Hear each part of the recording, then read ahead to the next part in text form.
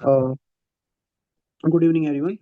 मैं Abhishek Singh, international forum for promoting homoeopathy के हिंदी सत्र में आप सभी का हार्दिक स्वागत करता हूं। आज के इस ज्ञानवर्धक वेबिनार के में हमारे बीच डॉक्टर ब्रजेश चंद्र महेंद्र कुमार अठावा उपस्थित हैं, जो एक प्रख्यात होम्योपैथिक चिकित्सक, कुशल डॉक्टर और शोधकर्ता हैं। सर ने बीएचएमएस तथा एमडी होम्योपैथिक रेपर्टरी में किया है। वर्तमान में सर पारुल यूनिवर्सिटी से पीएचडी कर रहे हैं। वे सीवीएम होम्योपैथिक मेडिकल कॉलेज में सर्जरी विभाग में असिस्टेंट प्रोफेसर के रूप में कार्यरत हैं तथा पूर्व में जेएलएन होम्योपैथिक मेडिकल कॉलेज में भी सेवाएं दे चुके हैं। सर 2018 से क्लिनिकल प्रैक्टिस कर रहे हैं और करीब 200 प्लस अधिक मेडिकल कैंप्स में वे भाग लेकर समाज सेवा में भी महत्वपूर्ण योगदान दे चुके हैं। आइए हम सभी उनका हार्दिक स्वागत करते हैं। Over to you sir. Thank you everyone. आपने मुझे ये मौका दिया, उसको तहे दिल से शुक्रिया करना चाहता हूँ। मैं ज़्यादा टाइम वेस्ट नहीं करना चाहता हूँ। मैं अपना पीपीटी प्रेजेंटेशन ही स्टार्ट करूंगा। I am audible? Yes sir, you are audible. I am, yes, okay okay, thank you.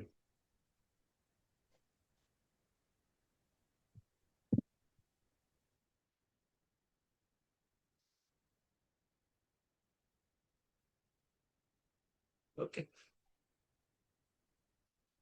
सो मेरा जो एमडी का जो टॉपिक था वही था physical characteristic symptoms in chronic disease, जिसकी हेल्प से हम कैसे क्रोनिक डिजीज में प्रिस्क्रिप्शन कर सके और सिमिलम मेडिसिन ढूंढ सके। ओके, तो ये मेरा एमडी का ही टॉपिक है। और रिसेंटली सीवीएम यूनिवर्सिटी ने मौका दिया था, तो इसी टॉपिक के इसी टाइटल पे हमने बुक भी पब्लिश की है। आगे थोड़ा सा मैं इस पे डिटेल देना चाहूंगा। इससे पहले मैं अपना पीपीटी स्टार्ट करूं, डेफिनेटली हम सबके गुरु, जिनके आशीर्वाद के बिना अ, आज हम लोग होम्योपैथी एग्जिस्ट नहीं करता, definitely doctor Samuel Hahnemann. And secondly, मैं जिनको अपना ग्रेटिट्यूड देना चाहता हूँ, जिनकी वजह से आज मैं होम्योपैथी में कुछ भी हूँ, that is my Guru, doctor J J Patel sir. He is वो एक रिनाउंड होम्योपैथ है from Vadodara, my home town, जहाँ से मैं प्रैक्टिस करता हूँ। और मुझे 5 साल उनके बाजू में बैठ के सीखने का मौका मिला है, और सर की वजह से ही ये वाला टॉपिक और ये वाले टॉपिक को मैं एमडी में भी एज अ टाइटल यूज किया। और मैं बस एक छोटी सी स्टोरी बताना चाहूंगा कि सर अपनी प्रैक्टिस में कैसे अ, हमें चीजें सिखाते थे। जैसे कोई भी पेशेंट आता था, तो हम तो सिर्फ सिम्टम्स या बेसिक केस टेकिंग करते थे, और उसके बाद सर को दे देते थे कि देखिए सर, ये इतना हमें मिला है, फिजिकल जर्नल्स मिले हैं, उनका पर्टिकुलर सिम्टम्स क्या थे, ये सब। लेकिन फिर हमें सर बताते थे कि कुछ ऑब्जर्व किया क्या। तो हम कहते थे नहीं सर, इतना तो कुछ से ज्यादा ऑब्जर्व नहीं हुआ।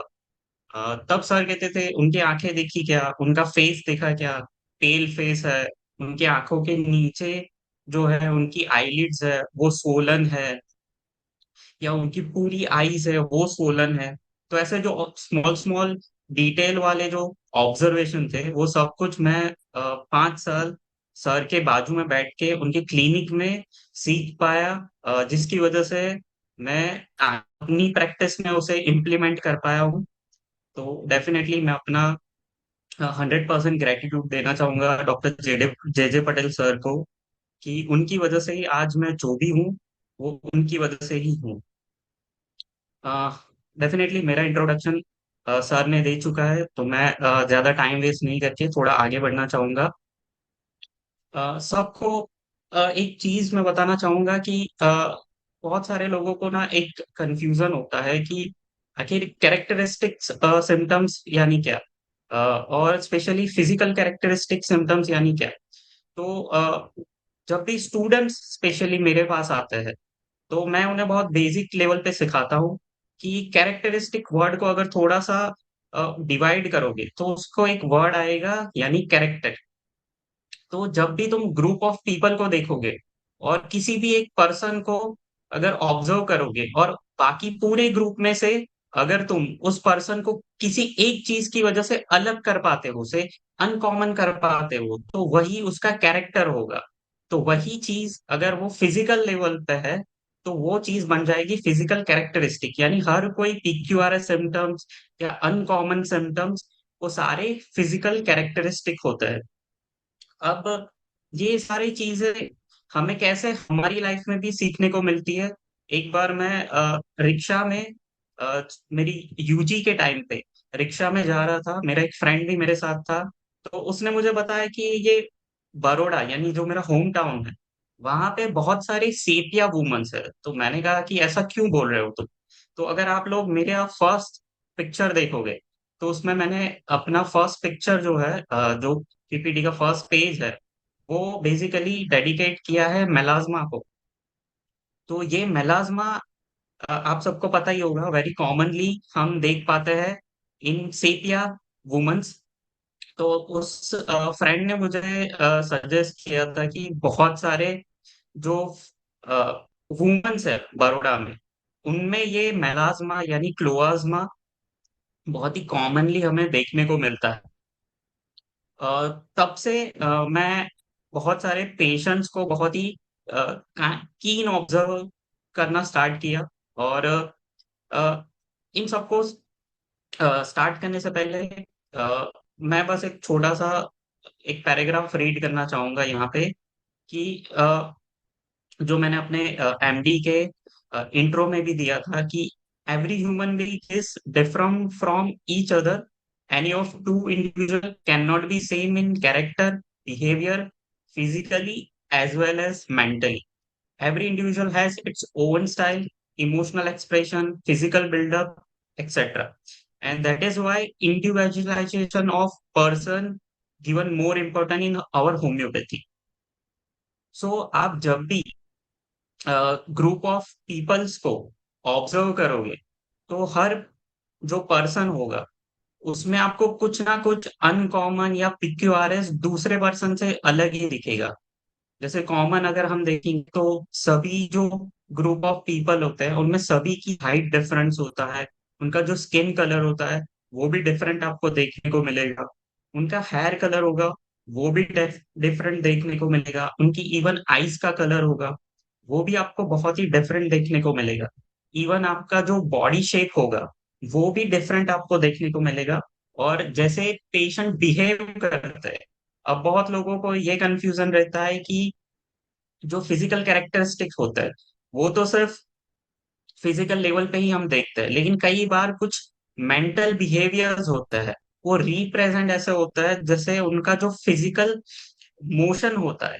जैसे कोई पर्सन एंगर हो रहा है तो वो हमेशा उनके चेहरे पे दिख जाता है, तो वो भी मैं फिजिकल कैरेक्टरिस्टिक में ही कंसिडर करता हूँ। डेफिनेटली वो मेंटल सिम्टम्स है, लेकिन वो एज अ रिप्रेजेंट फिजिकली हो रहा है, जिसकी वजह से हम वो बहुत इजीली देख पाते हैं। बट इसके लिए डेफिनेटली हमें कीन ऑब्जर्वर होना बहुत इंपॉर्टेंट होता है। मैं कुछ एफोरिज्म के बारे में यहाँ पे मेंशन करना चाहूंगा। जैसे कि एफोरिज्म 82 था, जिनमें इंडिविजुअलाइजेशन के बारे में मेंशन किया गया है। एफोरिज्म 118 है, जिसमें बताया गया है, डॉक्टर हनीमन सर ने बताया है कि कैसे एवरी मेडिसिन होती है उनके खुद के फिजिकल और मेंटल कैरेक्टरिस्टिक्स ड्रग प्रूविंग में। और हम जैसे ही बुक्स पढ़ते हैं तो हम हर मेडिसिन में उनका खुद का एक कैरेक्टरिस्टिक होता है। अगर आप सबने कभी ना कभी अगर एलन की नोट पढ़ी होगी, तो उसका जो सबसे पहला जो पैराग्राफ होता है वो हमेशा पेशेंट को थोड़ा सा डिस्क्राइब करता है, जैसे कि उनका ब्लॉन्ड हेयर होना, उनकी या तो मोटे होंगे या लीन थीन होंगे, ऐसे काफी सारे फिजिकल और मेंटल कैरेक्टरिस्टिक्स फर्स्ट पैराग्राफ में आपने हमेशा ही रीड किया होगा एलन की नोट में। डेफिनेटली। लेकिन ये सब आप तभी ऑब्जर्व कर पाते हैं जब आप एक कीन ऑब्जर्वर हो और डेफिनेटली अनप्रिजुडाइज ऑब्जर्वर हो। अब ये जब भी मुझे कोई भी स्टूडेंट आके पूछता है कि सर ये अनप्रिजुडाइज ऑब्जर्वर का क्या मतलब होता है, तो मैं उन्हें हमेशा ना एक जोक सुनाता हूँ कि एक हॉस्पिटल की लॉबी थी, वहां पे दो डॉक्टर्स खड़े हुए थे, एक ऑर्थोपेडिक था और एक न्यूरो सर्जन थे। तो एक पेशेंट आ रहा था, थोड़ा लंगड़ाता हुआ आ रहा था। तो ऑर्थोपेडिक डॉक्टर बोल रहे हैं शायद उसको एंकल स्प्रेन हुआ है, जिसकी वजह से वो थोड़ा इस तरह से चल रहा है। और जो न्यूरो सर्जन थे वो बोल रहे थे नहीं नहीं, शायद उनको पास्ट में शायद स्ट्रोक आया होगा, या इसकी वजह से उनको हेमिप्लेजिया हो गया है, जिसकी वजह से वो इस तरह से उनका जो गेट है या जो चलने का तरीका है वो इस तरह का है। लेकिन सच में जब वो पर्सन पास में आया तब पूछा गया कि तुम ऐसे क्यों चल रहे हो, तब उन्होंने बताया कि मेरी चप्पल टूट गई है। तो डेफिनेटली हमें कभी भी प्रिजुडाइज नहीं होना है कि पेशेंट इस तरह से क्यों बिहेव कर रहा है या क्यों इस तरह से रिएक्ट कर रहा है। हमेशा अनप्रिजुडाइज ऑब्जर्वर बनना है, क्योंकि हमें हर चीज को डबल क्रॉस या डबल चेक करना पड़ता है। और डेफिनेटली कीन ऑब्जर्वर अगर नहीं हो तो वो चीजें हम मिस कर जाते हैं। लास्टली एपोरिज्म 153, जिसमें पीक्यूआरएस सिम्टम्स के बारे में मेंशन किया है। मैं ज्यादा टाइम वेस्ट नहीं करके थोड़ा सा आगे बढ़ना चाहूंगा। एक और चीज जो अनप्रेजुडाइज ऑब्जर्वर के लिए बहुत इंपॉर्टेंट होती है वो होती है डॉक्टराइन ऑफ सिग्नेचर। मैं आपको एक छोटा सा वीडियो दिखाना चाहूंगा यहाँ पे। Okay, we move forward. अगर ये आप वीडियो देख पा रहे हैं तो इसमें एक स्नेक अपने होल से बाहर आ रहा है। अगर आप थोड़ा सा ऑब्जर्व करेंगे तो आपने कभी भी अगर एक स्नेक को अपने होल से बाहर आते हुए देखा होगा, तो एक बहुत कॉमन चीज आपने देखी होगी कि वो बहुत ज्यादा सस्पिशियस होते हैं। वो बहुत धीरे से अपने होल से बाहर आते हैं, बहुत ही स्नीक पीक करते हैं। और अपने आसपास अगर कोई खतरा है कि नहीं वो बहुत ही ज्यादा वो ऑब्जर्व करता है। अगर कोई खतरा नहीं है तभी वो अपने होल से अपने बिल से बाहर आते हैं, वरना वो कभी भी अपने होल से बाहर नहीं आएंगे। अगर आप ये वीडियो देख पा रहे हैं तो अभी ये चीज आपको कैसे पेशेंस में देखने को मिलेगी, ये एक इम्पोर्टेंट चीज है। अ, आपने कई बार देखा होगा कि कुछ पेशेंट्स जो होते हैं वो अपने क्लिनिक में यानी आपके जो कैबिन होता है उसमें एंटर करने से पहले आधा दरवाजा खोलते हैं, उसके बाद सिर्फ अपनी मुंडी अंदर करते हैं और आपको पूछते हैं कि डॉक्टर मैं आ जाऊं क्या, एम आई कम इन। ऐसे कुछ भी आपको रैंडमली एक क्वेश्चन पूछेंगे, लेकिन वो अंदर नहीं आएंगे। वो ऑब्जर्व करेंगे कि अंदर कैबिन में और कोई भी बैठा है क्या। ऐसे ही और अगर कोई नहीं है और वो आपको देखेंगे कि आप इतना एग्रेसिव अगर या उस तरह का बिहेव नहीं कर रहे हैं, तभी वो धीरे से अंदर आएंगे, क्योंकि वो बेसिकली सस्पिशियस नेचर होता है उनका। तो ऐसे ही मेजोरिटी एनिमल्स होता है, उनका जो ट्रेट होता है नेचर में वही सेम चीज हमें आप देखने को मिलेगी मेडिसिन में। जैसे ओफिडिया ग्रुप में अगर आप देखोगे तो लेकेसिस हो गया, नाजा हो गया, वाइपेरा हो गया, लैप्स हो गया, इन सारी मेडिसिन में आपको ये सारे ट्रेट्स देखने को मिलेंगे। मूव फॉरवर्ड ऐसे जब हम स्टूडेंट्स को स्पेशली पढ़ते हैं तब बहुत बार चैलिडोनियम और इन सब के बारे में तो बताया ही गया होगा, लेकिन हमें इस डॉक्टराइन सिग्नेचर को एक्चुअल वर्ल्ड में भी देखना पड़ता है, तब हम बहुत सारी चीजें देख पाते हैं। अ, जब भी हम ग्रुप ऑफ पीपल को, जैसे मैंने अपने स्टार्टिंग पीपीटी में ही बताया कि हम जब भी ग्रुप ऑफ पीपल को देखते हैं तो हम देखते हैं कि सबकी हाइट सेम नहीं होती है, सबका जो चलने का तरीका होता है वो सेम नहीं होता है, सबका जो बॉडी साइज होता है, जो शेप होता है वो सेम नहीं होता है, हेयर कलर्स होता है वो सेम नहीं होता है। सबका अपना खुद का एक कैरेक्टरिस्टिक फिजिकल बॉडी होता है, जो हर किसी को पूरे ग्रुप ऑफ दी पीपल से अलग करता है, उनको डिफरेंट बनाता है, अनकॉमन बनाता है। वही चीज हमें हमेशा ऑब्जर्व करनी होती है हर पेशेंट में, और वही सेम चीज हमें रेपर्टरी में ढूंढ कर उनसे वही सेम रूब्रिक ढूंढ कर हम हमारे क्रोनिक पेशेंट में देख पाते हैं, और उनसे इजीली हमारे प्रिस्क्रिप्शन बन पाते हैं। कई बार अगर हमारे पास टाइम नहीं होता है, जैसे मैं बहुत सारे कैंप्स में जाता हूँ तो इतना ज्यादा टाइम नहीं होता है कि हम एक एक पेशेंट में रेपर्टरी ओपन करे या कोई मटीरिया को थोड़ा सा साइड बाय साइड उसे पढ़ने का ट्राई करे या डिफरेंशिएट करे, तब हमें बहुत ही क्विक डिसीजन लेना पड़ता है और कुछ एक दो फिजिकल कैरेक्टरिस्टिक को ऑब्जर्व करके उन्हें फटाफट प्रिस्क्रिप्शन देना पड़ता है। तो इसी वजह से ये सब चीजें प्रैक्टिस करने से आती है, एक दो दिन में तो डेफिनेटली ये चीजें नहीं बन पाती है, कई इयर्स होते हैं।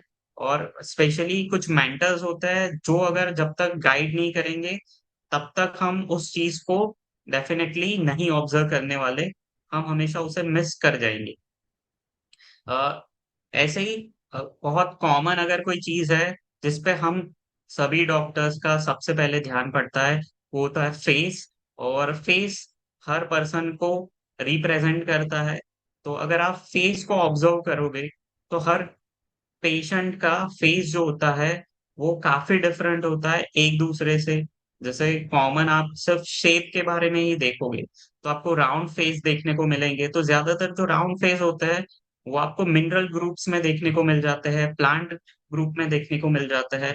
जैसे अगर आपने कभी भी बुक्स पढ़ी होगी या एलन की नोट पढ़ी होगी या ऐसी कोई भी बुक्स पढ़ी होगी जिनमें आपने लाइकोपोडियम के बारे में सुना होगा या कैलकेरिया ग्रुप के बारे में सुना होगा, तो वहां पे आपने कॉमनली पढ़ा होगा कि जो कैलकेरिया ग्रुप है उनके जो फेस होते हैं वो चबी होते हैं, राउंडिश होते हैं। लेकिन वहीं पे लाइकोपोडियम जो होता है वो थोड़ा ओवल शेप का फेस होता है। वैसे ही अगर हम मेटल ग्रुप में जाएंगे तो ज्यादातर हमें मेटल ग्रुप के जो पेशेंट्स देखने को मिलेंगे वो स्क्वेरिश फेस होगा और थोड़े से साफ फीचर्स होंगे उन पेशेंट्स के अंदर। वैसे ही इंट्रोवर्ट एक्सट्रोवर्ट वो भी आप फेस से ही ज्यादातर एग्जामिन कर पाओगे कि कैसे पेशेंट स्माइल दे रहा है, आपसे बात करने की कोशिश कर रहा है, या बहुत इजीली आपको घुल मिल रहा है। तो डेफिनेटली यहाँ पे आप कॉमनली उनको डिफरेंशिएट कर पाओगे कि वो इंट्रोवर्ट है या एक्सट्रोवर्ट है। उसी तरह से आपको कई बार अ, ऐसे काफी सारे ट्रेड्स आपको देखने को मिलेंगे। जैसे जो फेस का जो कलर होता है, बॉडी जो का जो कलर होता है वो भी आपको डिफरेंट देखने को मिलेगा। जैसे हम इंडिया की ही बात करें, जो नॉर्थन या नॉर्थ ईस्ट पोर्शन है वहां पे ज्यादातर फेयर स्किन कॉमन है। लेकिन जैसे ही आप थोड़ा सा नीचे यानी साउथ साइड आना स्टार्ट करोगे तो आपको थोड़ी सी डार्क ब्राउनिश स्किन आपको देखने को मिलेगी। लेकिन जो मिडल बेल्ट है यानी गुजरात हो गया, मध्य प्रदेश हो गया, महाराष्ट्र हो गया, वहां पे आपको ज्यादातर मीडियम ब्राउन टोन आपको देखने को मिलेगा स्किन में। वहां पे आपको फेयर स्किन के पेशेंट थोड़े से कम देखने को मिलेंगे। उसी तरह से अगर आप हेयर कलर को भी अगर ऑब्जर्व करोगे, हेयर्स को भी अगर ऑब्जर्व करोगे, तो काफी सारे में आपको देखने को मिलेगा कि कुछ पेशेंट्स जो होते हैं उनके हेयर्स कर्ली होते हैं, कुछ पेशेंट्स होते हैं जिनके हेयर्स बहुत ज्यादा थिन होते हैं, और कुछ पेशेंट्स जो होते हैं उनके हेयर्स काफी ज्यादा रफ होते हैं। तो ये सारी चीजें आपको जब भी आप इन सब चीजों को रूब्रिक में कन्वर्ट करोगे तो डेफिनेटली आपको कुछ नंबर्स ऑफ मेडिसिन मिलेगी। जैसे आप अगर आर्सेनिक या फॉस्फोरस देखोगे तो उनमें जो हेयर होते हैं वो थिन होते हैं, साइनी होते हैं, सिल्की होते हैं। ये आपको कॉमन ट्रेंड देखने को मिलेगा। लेकिन वहीं पे अगर आप स्नेक ग्रुप देखना स्टार्ट करोगे और कुछ ऐसी वेल वाली जो प्लांट्स होते हैं उनमें आपको देखने को मिलेगा कि उनमें आपको कर्ली हेयर्स कॉमनली देखने को मिलेंगे। तो ये सिर्फ हेयर की बात है कि हेयर का कलर जो होता है डेफिनेटली वो हमारे डीएनए पे डिपेंड करता है। तो हेयर का शेप जो होना, हेयर्स पतले है, कई बार हमें जो स्पॉट बाल्डनेस देखने को मिलती है, एलोपेशिया जो देखने को मिलता है, वो उससे भी हम रूब्रिक में कन्वर्ट करके हमें मेडिसिन बहुत इजीली देखने को मिलती है। अब एक और कंफ्यूजन बहुत सारे मेरे स्टूडेंट्स को होता है कि कोई पेशेंट जो होता है वो मेडिसिन तो लेने आया होता है किसी और चीज की, लेकिन हम उसे ऑब्जर्व ये फिजिकल कैरेक्टरिस्टिक करते हैं, तब हमें बहुत इजीली मेडिसिन डिफरेंशिएट करने को मिलती है। जैसे कि मैं एक एग्जांपल बताना चाहता हूँ। मेरा एक पेशेंट था, वो पेरिनियम में उन्हें एब्सेस हुआ था, जिसकी वजह से वो मेडिसिन लेने आए थे। तो मैंने उनसे क्वेश्चन पूछे तो जनरल उनकी हिस्ट्री ली, बाकी सारे फिजिकल जर्नल्स की हिस्ट्री ली, वो सब पूछा।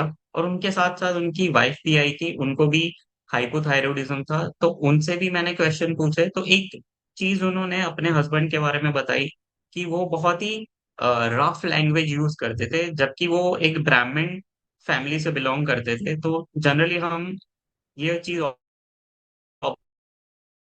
है कि ब्राह्मण्स लोग रफ लैंग्वेज ज्यादातर यूज नहीं करते। वो गाली गलौज तो यूज नहीं कर रहे थे, लेकिन एक पर्टिकुलर वर्ड्स यूज कर रहे थे जो थोड़ा एब्यूसिव था। अ, लेकिन वो गाली नहीं थी। तब उसके बाद मैंने पेशेंट को देखा, तो मैंने एक चीज नोटिस की जो मैं आपको यहाँ पे दिखाना चाहूंगा। अ, ये क्रोटेलस हॉरिडस स्नेक यानी रैटल स्नेक है। अगर आप थोड़ा सा ध्यान दोगे तो जो क्रोटेलस हॉरिडस यानी जो रैटल स्नेक होता है, उनकी जो आईज होती है वो थोड़ा ट्राइंगुलर शेप में अपवर्ड एक कोन बनाती है, यानी ट्राइंगुलर एक कोन अपसाइड बनाती है। अगर हम किसी की भी आईब्रोज अगर हम ऑब्जर्व करेंगे, तो हमेशा हमें आईब्रोज थोड़ी सी राउंडिश देखने को मिलेगी, लेकिन कभी भी उसमें शार्प एक एंगल ऊपर की तरफ उठता हुआ नहीं देखने को मिलेगा। तो मैंने ये चीज नोटिस की कि उनकी जो मिड आईब्रोज थी, वहां पे एक बहुत ही शार्प ट्राइंगुलर शेप में उनकी आईब्रोज थोड़ी सी अप जा रही थी। तो एब्यूसिव लैंग्वेज और ये सब जो चीजें थी, इन सबको मैंने ऑब्जर्व किया। और बाकी हॉट पेशेंट थे, इन सबको ऑब्जर्व करके मैंने उन्हें क्रोटिलस कोरिडस दिया। और विद इन 2 मंथ उनका जो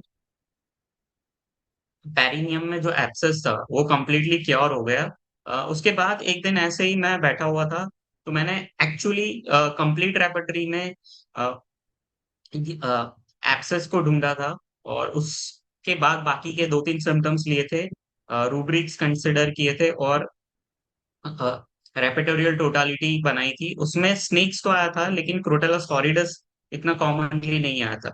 उसके बाद थोड़े दिनों बाद मैंने फाटक रेपेटरी यूज की, तब मैंने पेरिनियम एब्सेस को सर्च किया, और गलती से मैंने बस उसे कुछ और रूब्रिक देख रहा था, तभी मैंने ये ऑब्जर्व किया। तो उसमें सिर्फ 2 रेमेडी थी, दूसरी तो मुझे याद नहीं आ रही है, लेकिन उसमें एक क्रोटेलस हॉरिडस थी। तो इसी तरह से हर बार आप, कई सारे ऐसे पेशेंट्स होते हैं जिसमें कुछ ऐसे फिजिकल कैरेक्टरिस्ट होते हैं, वो चीजें ऑब्जर्व करके भी मेडिसिन दोगे तो भी वो बहुत इजीली आपको उसमें प्रिस्क्रिप्शन आपको बहुत इजीली आ जाएगा, यानी सिमिलम आपको देखने को मिलेगी। जैसे मैं एक कॉमन देता हूँ, जैसे कि आपने अगर हेयर को ऑब्जर्व कर लिया, उसके बाद अगर एक चीज देखोगे तो सेकंड आपको फेस में अगर कोई चीज देखने को मिलेगी, तो वो उनका फोरहेड होता है।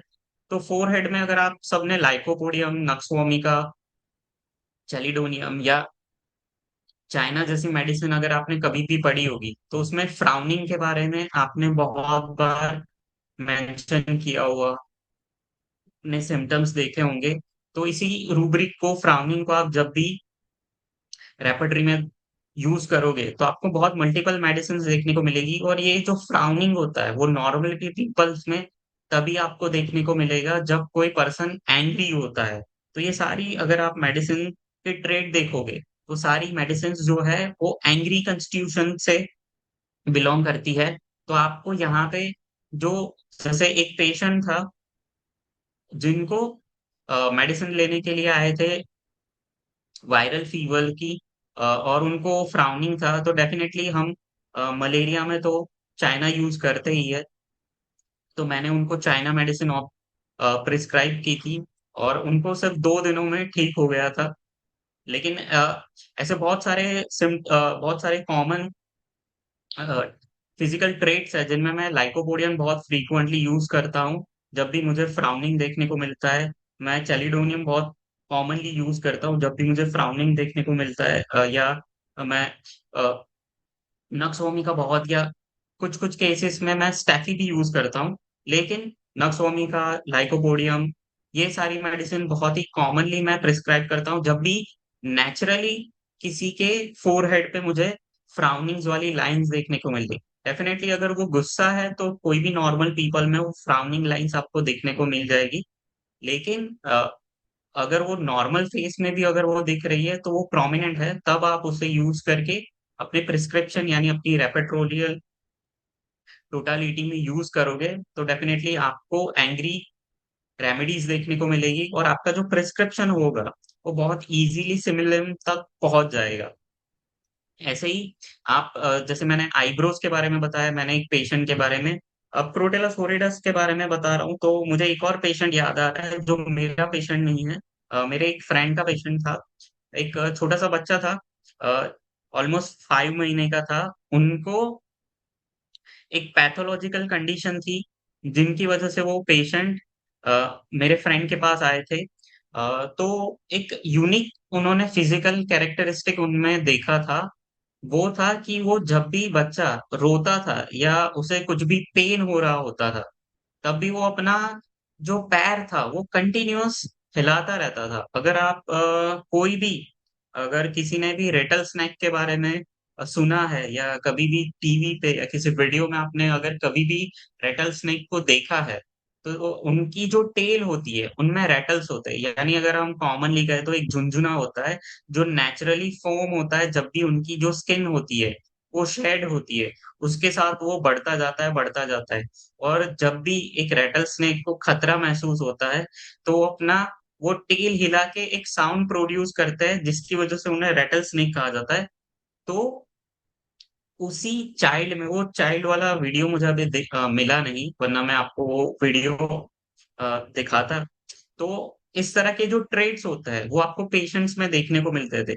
अब यहाँ पे अगर मैं बताऊं तो उस चाइल्ड को जब रेपेटोरियल टोटालिटी से जब मेडिसिन देखी गई तो वहां पे कोई भी ओफिडिया मेडिसिन नहीं थी उनकी जो कंडीशन थी उनमें।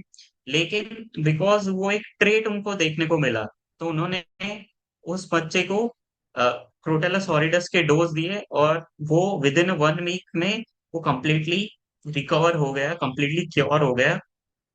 ऐसे ही ऑब्जर्वेशन आपको डेफिनेटली डॉक्टर आइन ऑफ सिग्नेचर से मिलेंगे।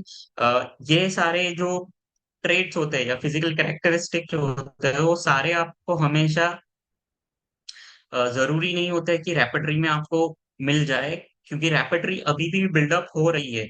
तो कई सारी चीजें आप अगर ऑब्जर्व करोगे तो वो हर चीज आपको देखने को नहीं मिलेगी। नेक्स्ट, आप जब भी फेस देखोगे तो आईज एक प्रोमिनेंट चीज होती है जो आप ऑब्जर्व करोगे डेफिनेटली। शार्प आईज आप देखोगे, कुछ जैसे चाइनीज पीपल होता है या एशियन पीपल्स होते हैं जो बेसिकली नॉर्थ एशियंस पीपल्स होते हैं, मंगोलियंस पीपल्स होते हैं, उनकी जो अपर आईलिड्स होती है वो बहुत ज्यादा डीप होती है। कभी कभी तो हमें अपर आईलिड्स दिखती ही नहीं है, मानो उनकी अपर आईलिड्स है ही नहीं। तो यही आईलिड्स के बारे में 3 मार्क्स में आपको देखने को मिलेगी। और उसके अलावा भी आपको और मेडिसिन देखने को मिलेगी जो उनसे ज्यादा मार्क्स है। तो जरूरी नहीं होता कि आप हमेशा एपिस ही दो इसी टाइप के पेशेंट्स में, बैक लाइक स्वेलिंग है लोअर आईलिड्स में, और भी मेडिसिन है जो आपको इसमें प्रिस्क्राइब कर सकते हैं। डेफिनेटली यहाँ पे रीनल पैथोलॉजी इन्वॉल्व होगी, पेशेंट शायद किसी और से और बीमारी के लिए आया होगा, लेकिन आपको ऐसे ट्रेट्स देखने को मिलेंगे, ऐसे फिजिकल कैरेक्टरिस्टिक्स देखने को मिलेंगे जो आपको ऑब्जर्व करने हैं और उनको आपको आपकी रेपेटोरियल टोटालिटी में इंक्लूड करना पड़ेगा। ऐसे ही अगर आप थोड़ा सा चेंज करोगे, अगर आप इडिमेटस स्वेलिंग लोअर आईलिड डालोगे तो वहां पे नंबर ऑफ जो मेडिसिन होगी वो थोड़ी सी कम हो जाएगी और वहां पे आपको एपिस शायद मिनट दिख जाए। लेकिन जैसे मैंने डॉट रीड के बारे में कहा कि वहां पे सिर्फ स्वेलिश शायद आपको मल्टी मेडिसिन देखने को मिलेगी। ऐसी ट्रेड्स में सबसे प्रोमिनेंट जो आपको देखने को मिलेगी वो चीज है आंखों का कलर। अगर हम सब लोग जब भी किसी भी कलर के बारे में बात करते हैं तो उसके लिए हमें हमेशा ही माइज्म के साथ कनेक्ट होना पड़ता है। तो हम सभी की जो आईज होती है, नेचुरल आईज होती है, वो डार्क ब्राउन होती है। लेकिन कॉमनली आप अगर कई पेशेंट्स में देखोगे तो बहुत ही आपको फ्यू, जैसे कि 100 में से एक पेशेंट्स में आपको लाइट ब्राउन आईज या हनी ब्राउन आईज या कुछ कुछ पेशेंट्स में आपको ग्रीन आईज या ग्रे आईज, जैसे ऐश्वर्या राय है, उनकी थोड़ी ग्रे आईज है। तो ऐसी आपको आईज देखने को मिलेगी। काफी सारे बॉलीवुड हॉलीवुड सेलिब्रिटीज है, उनमें आपको ब्लू आईज बहुत ही कॉमन देखने को मिलेगी। अगर आपने कभी भी सर्जरी में ऑप्थेल्मोलॉजी पढ़ा होगा, तो उनमें जो आईज का जो कलर होता है वो डिपेंड करता है आइरिश के ऊपर। और आइरिश की में जो मेलानिन होता है, अगर उसका जो लेवल है वो बहुत ज्यादा है, यानी जो नेचुरल हमें देखने को मिलता है, जो मेलानिन अगर एडिक्वेट अमाउंट में है, तो डेफिनेटली डार्क ब्राउन आईज होगी, जो ज्यादातर लोगों में कॉमन देखने को मिलती है। लेकिन अगर वो मेलानिन का जो रेशियो है वो थोड़ा कम है, तो हमें डेफिनेटली देखने को मिलेगी लाइट ब्राउन आईज, जिन्हें हम मांजरी भी बोला जाता है गुजराती में। तो हिंदी में मैं उसे डेफिनेटली कोई वर्ड से कनेक्ट नहीं कर पा रहा हूँ। लेकिन तो ये सारी जो कलर्स होती है वो डेफिनेटली हमें साइकोटिक पेशेंट्स में देखने को मिलेगी। और उसके बाद जिन आईज में आपको ग्रे कलर, और डेफिनेटली अगर आप देखना चाहोगे तो ब्लू आईज देखने को मिलती है। अब ऑप्थेल्मोलॉजी में अगर आप कभी भी आइरिश के बारे में पढ़े होंगे, तो बताया जाता है कि जिन पेशेंट्स की जो आइरिश होती है, अगर उनमें कोई पिगमेंटेशन ही नहीं है, तभी उनकी जो आईज होती है वो ब्लू शेड में देखने को मिलती है। वो ब्लू शेड भी इसलिए देखने को मिलता है कि अगर आप देखोगे तो जो कलर सबसे कॉमनली रिफ्लेक्ट होता है वो ब्लू है। जैसे कि एक बड़ा सा तालाब है, वो हमें ब्लू इसलिए देखने को मिलता है क्योंकि वो भी कॉमनली रिफ्लेक्ट होता है। हमें स्काई भी हमें ब्लू देखने को मिलता है क्योंकि वो सबसे कॉमनली रिफ्लेक्ट होता है। तो वहां पे अगर कोई पिगमेंटेशन नहीं है, जो सिफिलिटिक टेंडेंसी है, तो वो चीज हमें ब्लू आइज में रिप्रेजेंट होगी। वैसे ही आईलिड्स पे जैसे स्टाइल देखने को मिलना, चेहजियों देखने को मिलना। तो स्टाई का मतलब, स्टाई जो कॉमनली होती है वो हमें हमें कंजक्टिविटिस के बाद देखने को मिलती है। तो कॉमन अगर आप कभी भी कोई भी मेडिसिन मटीरिया मेडिसा के से पढ़ के देखा होगा, तो कॉमन एक मेडिसिन आती है कि कंजक्टिवाइटिस के बाद अगर सबसे कॉमन अगर कोई मेडिसिन आपने प्रेस्क्राइब की होगी, तो डेफिनेटली स्टेफिसेग्री होगी। उसके बाद आपने कई बार पल्सेटिला और सिलिशा जैसी मेडिसिन भी प्रेस्क्राइब की होगी। अ, और लेकिन अगर आप उसी के बजाय अब चैलेजियन के बारे में पढ़ोगे, तो वो थोड़ा सा डीपर होती है। वो एग्जैक्टली एक छोटे से दाने की तरह आईलिड्स पे नहीं देखने को मिलता है, उसमें थोड़ा सा स्वेलिंग देखने को मिलता है। पर वहीं पे भी एक ट्यूमर जैसा ही अपीयरेंस होता है। वो इसलिए होता है क्योंकि जो मैमोबियन ग्लैंड होती है वो ब्लॉक हो गई है। वहां पे ज्यादातर केसेस में कोई भी स्वेलिंग नहीं होता, सॉरी, कोई भी इन्फ्लामेशन या कॉमनली अगर आप देखोगे तो उसमें शार्प नोज, कई सारे लोगों के बहुत ही ज्यादा बड़े नोज होते हैं। तो नोज बेसिकली रिप्रेजेंट करता है हमारे ईगो को। डेफिनेटली हम रामायण से अगर इसे बिलोंग करें, तो जो शूर्पणखा जो थी, उनका नाक जो था, यानी जो नोज था वो काट दिया गया था श्री लक्ष्मण जी द्वारा। तो डेफिनेटली वो हमारे ईगो को रिप्रेजेंट करता है। तो कई बार हमें कुछ ऐसी पैथोलॉजीज देखने को मिलती है, जैसे कि डीएनएस हो गया। कई बार हमें नजल पॉलिश देखने को मिलती है, तो वहां पे जो नोज का शेप होता है वो थोड़ा डेविएटेड हमें देखने को मिलता है। कई बार पास्ट में इंजरीज होती है, जिसकी वजह से जो नोज होता है वो डेविएटेड होता है। डेफिनेटली पॉइंटेड नोज होना, बड़ा सा नोज होना, जैसे कि तोते जैसा नोज होना, वो बहुत सारे ऐसे ट्रेड्स यानी फिजिकल कैरेक्टरिस्टिक आपको बहुत सारे पेशेंट्स में देखने को मिलेंगे। ये सब चीजें आपको ऑब्जर्व करनी होगी और उनको रूब्रिक में कन्वर्ट करना होगा, तब जाके आप बहुत इजीली प्रिस्क्राइब कर पाओगे।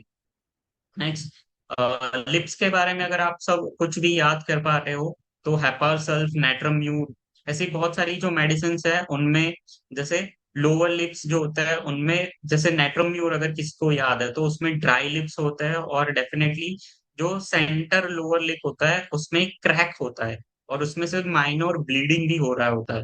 तो ऐसे ही बहुत सारे आप ऑब्जर्वेशंस लिप से भी कर पाओगी, जबकि वो किसी भी तरह से कोई भी ओरल पैथोलॉजी या ओरल डिजीज के लिए पेशेंट नहीं आया होता है। लेकिन ये सभी चीजें आपको ऑब्जर्व करनी होगी कई बार आप अभी रिसेंटली अगर आप बहुत सारे फीमेल पेशेंट्स को देखेंगे या even college students as a females को, आप जब भी अपने पास पेशेंट्स आ रहे होंगे आपके क्लिनिक्स में, या आप अगर कॉलेज में भी है या कुछ अपने क्लासमेट्स में भी देखने को मिलेंगे, तो हर्शुटिज्म एक बहुत कॉमन होगा।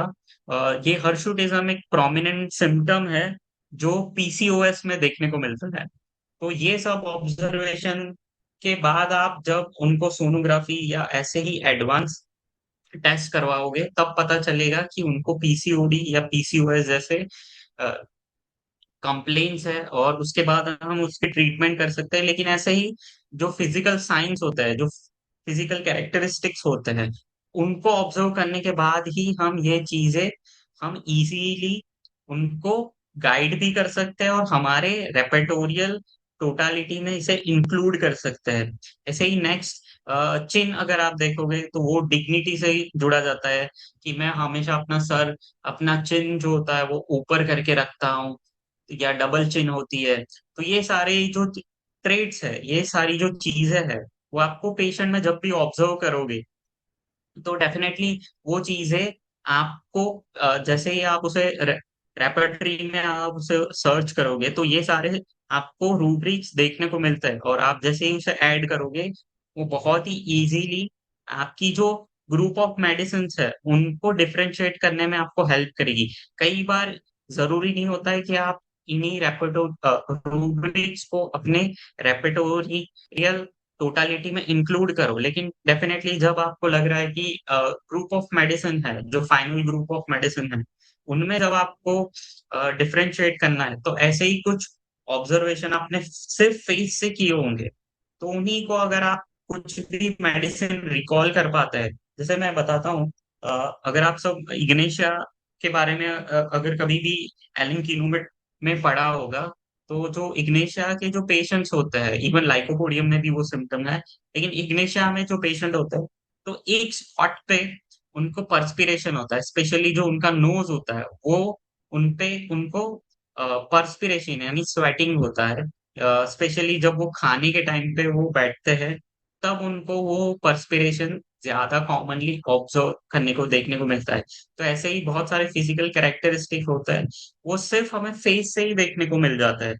तो क्योंकि फेस सबसे ज्यादा एक्सपोज होता है, जिसकी वजह से हमें सबसे ज्यादा जो फिजिकल कैरेक्टरिस्टिक्स होता है वो फेस से ही देखने को मिलते हैं, डेफिनेटली। और कई सारे तो हमने रूब्री में कन्वर्ट करके इजीली हमारे रेपेटोरियल टोटालिटी में इंक्लूड कर पाते हैं। ऐसे बहुत सारे आप रूब्रिक्स है, उन्हें कन्वर्ट कर सकते हैं। जैसे इवन आप जो टीथ होता है, अगर उन टीथ को भी अगर आप ऑब्जर्व करोगे, तो मैं कुछ एग्जांपल देना चाहूंगा यहाँ पे।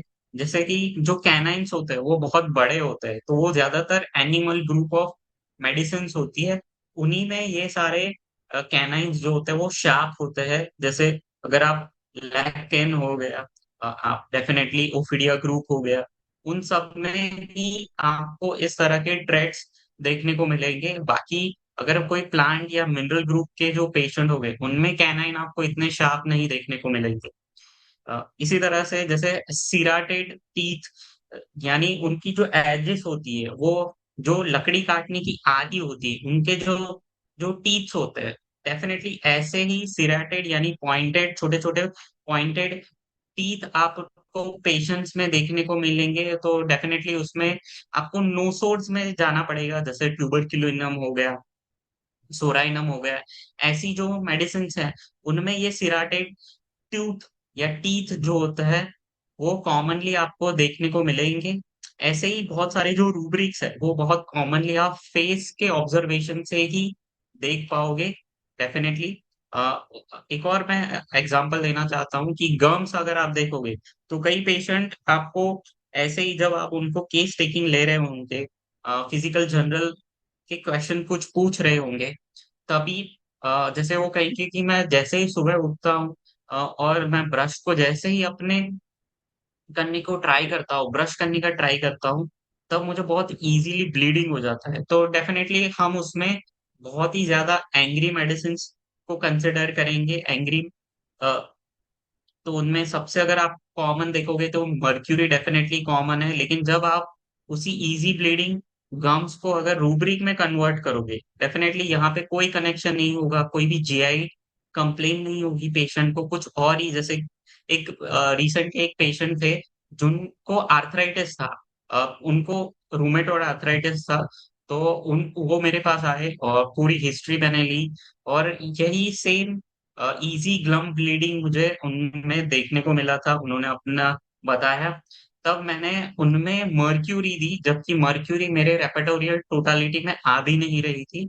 लेकिन उनको विद इन 2 मंथ में ऑलमोस्ट 80% रिलीफ हो चुकी है उनके रूमेटॉइड आर्थराइटिस में। मल्टीपल जॉइंट्स है उनमें, काफी रिलीफ है। तो ऐसे ही काफी सारे जो ट्रेड्स होते हैं, फिजिकल ट्रेड्स होता है, वो कॉमनली अगर हम ऑब्जर्व कर रहे होते हैं और उनमें रूब्रिक में कन्वर्ट करते हैं, तो बहुत ही इजीली हमें मेडिसिन मिल जाती है, सिमिलम मिल जाती है। एक और मैं एग्जांपल देना चाहता हूँ, अगर किसी ने भाई प्लम्बम मेडिसिन को रीड किया है, प्लम्बम मेटालिकम को रीड किया है, तो उसमें लेड लाइन के बारे में अगर आपको पता होगा, तो उसमें जो गम्स होते हैं वो थोड़े से नीचे आ जाते हैं, यानी रिसीड कर जाता है। और डेफिनेटली उसमें एक डार्क पिगमेंटेड लाइन होती है जिसे लेड लाइन भी कहा जाता है, आपको प्लम्बम में डेफिनेटली देखने को मिलेगी। प्लम्बम के पेशेंट होता है, तो अगर आप और कुछ ऑब्जर्व करेंगे, तो जो प्लम्बम के पेशेंट होते हैं वो आपको कभी भी फैट देखने को नहीं मिलेंगे।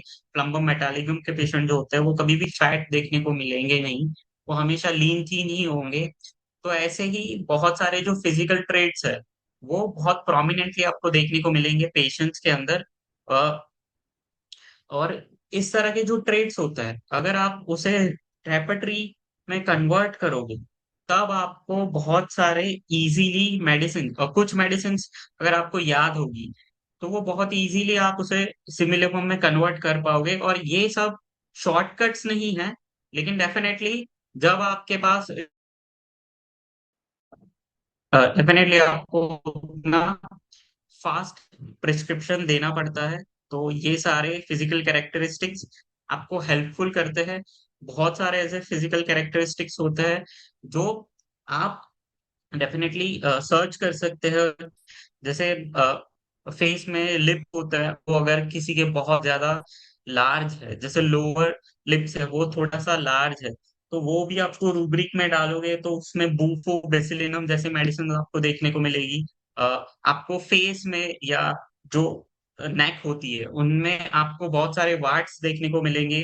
तो वो वार्ड्स भी अगर आप पेशेंट वार्ड्स के लिए मेडिसिन लेने भी नहीं आया, लेकिन उसको एज अ रूब्रिक आप कंसिडर करोगे, तब आप बहुत ही इजीली नंबर ऑफ मेडिसिन जो होगी वो कम हो जाएगी, क्योंकि आपने एक ऐसा रूब्रिक डाला है जो बहुत सारी मेडिसिन को यहाँ पे रूल आउट कर रहा है। जैसे बहुत सारे पेशेंट्स होते हैं, उनमें आपको सर छोटे छोटे लास्ट बॉल्स बहुत ही। हेलो। सर लास्ट लास्ट के 3 मिनट्स रहते हैं, आप please wrap up wind up की सेशन अपना। Sure sure sure. ओके, सो ऐसे ही बहुत सारे जो फिजिकल कैरेक्टरिस्टिक्स होते हैं, जो हाँ, जो पेशेंट्स होता है, जो एक्चुअल मेडिसिन जो पैथोलॉजी के लिए या कोई और भी फिजिकल कंप्लेंट्स होती है, उनके लिए हमारे पास आते हैं। जैसे आप देखिए, कोई भी इंटरनल ऑर्गन्स की अगर कोई डिजीज है, कोई पैथोलॉजी है, जैसे न्यूमोनिया हो गया, या आपको हाइपोथायरॉयडिज्म हो गया, ऐसे बहुत सारे जो पेशेंट्स होते हैं आपके पास जब आते हैं, तब आप ऐसे ही फिजिकल कैरेक्टरिस्टिक्स को सिर्फ ऑब्जर्व कीजिए, उन्हें रूब्रिक में कन्वर्ट कीजिए, और आप इससे बहुत इजीली अपने सिमिलिमम तक पहुंच पाओगे। जरूरी नहीं होता है कि हर बार आप फर्स्ट टाइम में ही सिमिलिमम तक आप पहुंच पाओ। आप एक ऐसी मेडिसिन पे पहुंच जाओगे जो पार्शियल सिमिलिमम होगी डेफिनेटली, तो उसमें भी काफी आपको हद तक रिलीफ पेशेंट को देखने को मिलेगी। डेफिनेटली हर बार आप सिर्फ कुछ ही चीजों को ऑब्जर्व करके भी रूब्रिक में कन्वर्ट करोगे, तो आपको डेफिनेटली ऐसी चीजें नहीं देखने को ऐसे रिजल्ट नहीं देखने को मिलेंगी। लेकिन बार बार जब आप चीज को रिपीट करोगे, अपने एक के बाद एक के बाद एक पेशेंट्स में देखने को देखोगे और उससे रिजल्ट मिलेगा तो आपका कॉन्फिडेंस बढ़ेगा। तो डेफिनेटली ये फास्ट प्रिस्क्रिप्शन, और कई बार तो मैंने देखा है कि आप कोई रिलेवेंट पैथोलॉजिकल रूब्रिक भी अगर कंसिडर नहीं कर रहे हो, सिर्फ यही फिजिकल कैरेक्टरिस्टिक ही आप कंसिडर कर रहे हो, तब भी आप सिमिलम तक बहुत ही इजी पहुंच पाते हो, और पेशेंट में बहुत ही इजीली आपको रिजल्ट देखने को मिलता है, क्योर देखने को मिलता है। तो ऐसे ही बहुत सारे फिजिकल कैरेक्टरिस्टिक्स को मैंने अपने एमडी के केस में इंक्लूड किया है, और कैसे उनसे डेफिनेटली रिजल्ट मिला है, आज मैं अपनी प्रैक्टिस में भी इसे यूज कर रहा हूँ। और इन सब की शुरुआत डेफिनेटली जैसे मैंने बताया, 5 साल तक मैं जब अपने मेंटर, अपने गुरु के पास बैठा, और उन्होंने जब मुझे ये मेंशन किया कि ये सब चीजें पेशेंट्स में ऑब्जर्व करो, उन्होंने भी बहुत बड़े बड़े जो नाम है उनके पास जा जाके सीखा है, तब जाके वो हमें ये सब चीजें बताते हैं, और जिसकी वजह से हम आज बहुत इजीली प्रैक्टिस कर पाते हैं डेफिनेटली। तो इसी तरह से फिजिकल कैरेक्टरिस्टिक्स अब जब भी ऑब्जर्व करोगे तो वो बहुत ही हेल्पफुल रहेंगे आपके बहुत सारे केसेस में। और ओके सर, बस टाइम सब टाइम। ओके हाँ okay. Sir, next session start होने वाला है। So thank you so much, sir, okay, for this thank you. wonderful session and guiding us also. So for the next session, I would like to invite Dr. Dhanesh